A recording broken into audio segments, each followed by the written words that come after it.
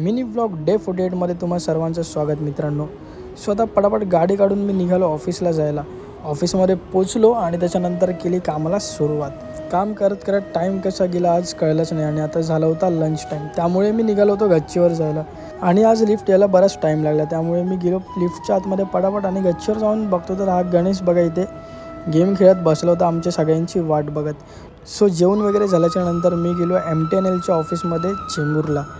MTNLचंच काम संपून आलो पुन्हा रिटर्न ऑफिसमध्ये आणि ते बघू शकतात तुम्ही माझा हा लूक. त्यानंतर पुन्हा केली चहा पिऊन कामाला सुरुवात आणि काम करत करत पुन्हा चहाची तलप लागलेली. त्यामुळे मी गेलो गच्चीवरती आणि घरी आल्यानंतर पप्पांनी आणली होती ही मला शेवपुरी.